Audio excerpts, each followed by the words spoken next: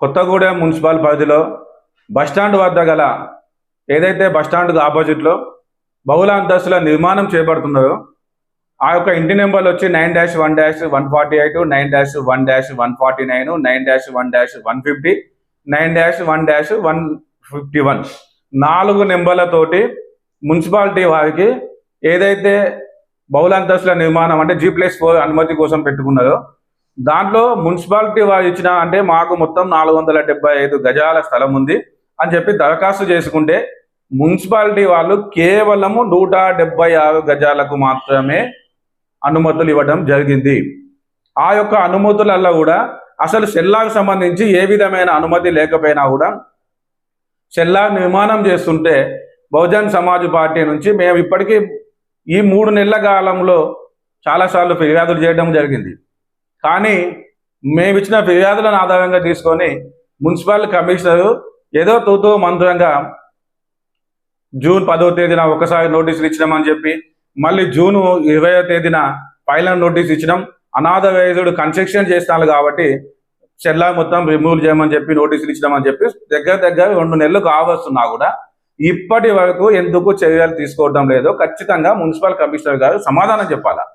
ఎందుకంటే ఏదైతే మున్సిపాలిటీలో అనుమతులు తీసుకునేటప్పుడు సెట్ బ్యాక్ నిబంధనలు పాటించాలా. ఏదైతే ఈ జాతీయ రహదారి ఉందో దానికి డ్రైనేజ్ నుంచి సెట్ బ్యాక్ అంటే 6 మీటర్లు సుమారుగా తీసుకోవాలి. 6 మీటర్లు అంటే సుమారుగా 26 మీటర్లు తీసుకోవాలని చెప్పి వాళ్ళు ఇచ్చిన అనుమతులలోనే చాలా క్లియర్గా చెప్పడం జరిగింది. ఫ్రంట్ ఏదైతే ఈ ముందు సైడ్ ఉందో సైడ్ డ్రైన్ నుంచి 6 మీటర్లు అంటే సుమారు 20 అడుగులు వస్తుంది, అది తీసుకోవాలా. ఈ బిల్డింగ్కి చుట్టుపక్కల 3 వైపులు కూడా 2 మీటర్ల సెట్ బ్యాక్ తీసుకొని నిర్మాణం చేపట్టాలని చెప్పి బాజాప్తుగా మీరు వాళ్ళు తీసుకున్న అనుమతుల్లోనే ఉంది. కానీ ఈ యొక్క నిబంధనలను పాటించకుండా అనుమతి తీసుకున్న వాటి నిబంధనలను తుంగలో తొక్కి అక్రమంగా ఎంత స్థలం ఉంటే అంత స్థలంలో నిర్మాణం చేస్తానా కూడా మున్సిపల్ కమిషనర్ అసలు ఎందుకు చర్యలు తీసుకోవడం లేదో ఖచ్చితంగా సమాధానం చెప్పాలా. ఇటువంటి వాటిని మేము చూసుకునేది లేదు.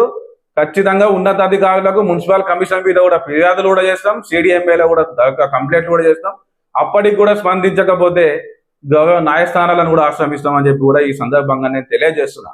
ఆ సామాన్యమైన వాళ్ళు చిన్న చిన్న ఇల్లులు 30-40-50 గజాల ఇల్లులు కట్టుకునే వాళ్ళేమో అత్యుత్సాహం ప్రదర్శించి అనుమతులు ఇవ్వని కూలగొడతారు. మరి ఇటువంటి ఇంత పెద్ద బహుళాంతస్తుల నిర్మాణము ఒక బడా వ్యాపారి కడతా అంటే ఎందుకు చూసుకుంటూ ఉన్నారు? నిబంధనలు అసలు మీరు ఇచ్చిన నిబంధనల్లో ఏ కండిషన్స్ ఉన్నాయి, ఏ విధమైన అనుమతులు ఉన్నాయి, ఏ విధమైన అనుమతుల ప్రకారం నిర్మాణం చేయబడతాడని చూడాల్సిన బాధ్యత మీ పైన ఉన్నా కూడా మీకున్న అసలు ఏ ఒత్తిడి వల్ల మీరు అసలు ఆ బిల్డింగ్ వైపు ఎందుకు కన్నెత్తి చూడట్లేదో కూడా ఖచ్చితంగా మీరు సమాధానం చెప్పాలి. లేని ఎడల మున్సిపల్ కమిషనర్ మీద కంప్లైంట్ చేస్తాము. ఆ నిబంధనలకు విరుద్ధంగా జరుగుతున్న ఏదైతే నిర్మాణం ఉన్నదో తక్షణమే అధికారులు వాటిని నిలుపుదల చేయాలి. ఏదైతే అనుమతులు లేకుండా సెల్లా నిర్మాణం చేసిండో దాన్ని కూడా వెంటనే కూల్చివేయాలి. ఫైనల్ నోటీస్లా దాన్ని మొత్తం రిమూవ్ చేయమని చెప్పి నేను నోటీస్ ఇచ్చా అని చెప్పి 2 నెలలు కాలయాపన ఎందుకు చేసిండో కూడా ఖచ్చితంగా సమాధానం చెప్పాలా. వెంటనే ఆ బిల్డింగ్ మీద అదే రకంగా ఆ బిల్డింగ్ కట్టదా అంటే అక్రమ నిర్మాణానికి సహకరిస్తున్న కమిషనర్ మీద కూడా చర్య తీసుకోవాలని చెప్పి ఈ సందర్భంగా నేను డిమాండ్ చేస్తున్నా. ఇలాంటి మరిన్ని తాజా వార్తల కోసం ARG న్యూస్ టీవీని సబ్స్క్రైబ్ చేయండి.